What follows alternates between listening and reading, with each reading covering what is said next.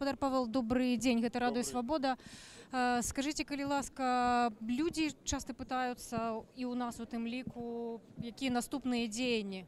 Ну, мы сёння агучылі рашэнне ці прапановы прэзідыума Координацыйнай рады, які у наступным. Першым, мы пацвярджаем свой падыход ад неабходнасці расследавання ўсіх тых актаў гвалту ў адносінах да грамадзян Беларусі. Зразумела, што мы не можам гэта пазаставіць без рэакцыі грамадства. Мы будзем патрабаваць, каб заканадаўства нарэшце ў нашай краіне дзейнічала.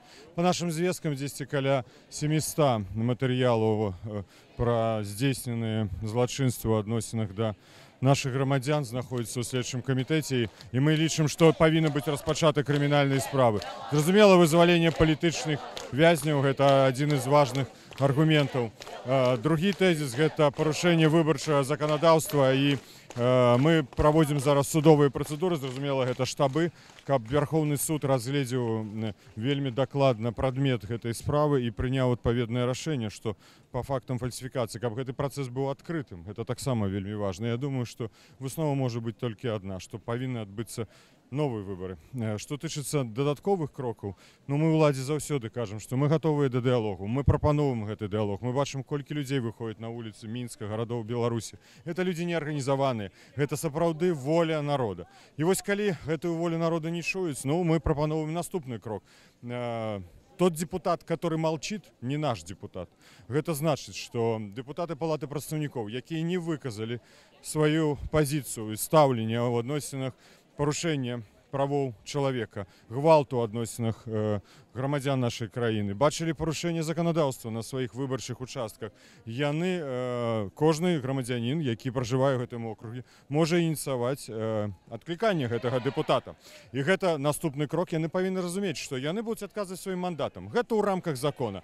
Другі крок – гэта адкліканне мандатаў мясцовых дэпутатаў.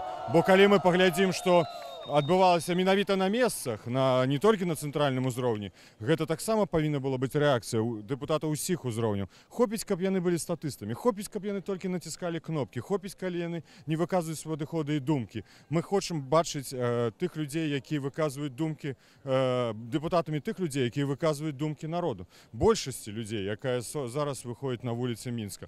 Ну і трэці крок, ён не новы, але мы будзем прапаноўваць зноў стварыць ініцыятыўную групу па правядзенні рэферэндума вяртання да Канстытуцыі 1994 года.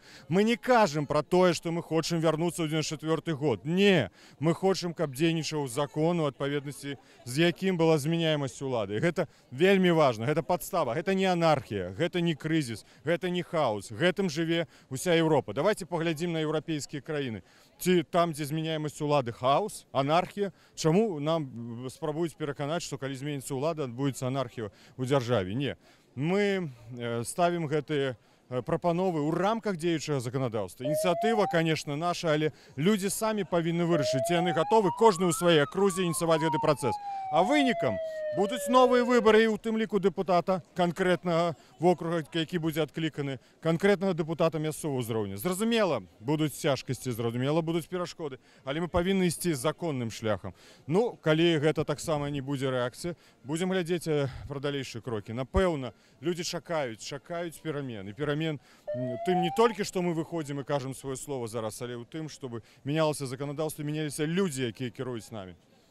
Скажите, вот люди шли мирно, мы сами шли ў гэтай калоніі, глядзелі за тым, што адбываецца, і раптам мы бачым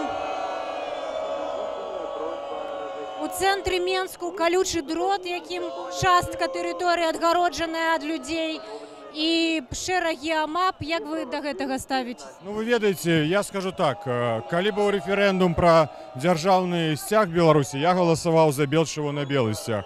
Калі я працаваў амбасадарам, я казаў, што я не магу пазволіць, каб хтосьці нагамі хадзіў па дзяржаўным сцягу, які выбрала большасць жыхароў нашай краіны. Мы не будзем дыскутаваць, як быў праведзены гэты рэферэндум, але факт быў факт, і ён быў юрыдычна замацаваны. Але з павагай трэба ставіцца да гістарычнага сцяга і казаць пра тое, што там гістарычны сцяг, калі будзе знаходзіцца побач музей Великай Адчайнай вайны, гэта абраза? Абраза чаго і як? Давайте паглядзім на суседнюю краіну, Расійскую Федэрацыю. Так што, сённяшні дзяржаўны сцяг, гэта таксама ён быў у руках розных людзей, розных пунктаў гледжання, розных гісторый, якія здзяйснялі тыя ці іншыя дзеянні. Так што і Расія павінна адмовіцца ад гэтага сцяга. Гэта ўсё дыскусія абсалютна ні пра што. Мы, паглядзіце, шмат людзей ідзе, глядзіце, чырвона-белы сцяг і сённяшні дзяржаўны сцяг. Мы не дзелім людзей па сцягу. Мы хочам быць разам вырашаць наш лёс, каб наш голас быў пачуты і улічаны. Нарэшце, настаў час. Дзякуй вялікі. Павел Латушка, цяпер сябар каардынацыйнай рады, якая выступае за дыялог паміж пратэстоўцамі і тымі людзьмі, якія цяпер знаходзяцца пры ўладзе ў Беларусі.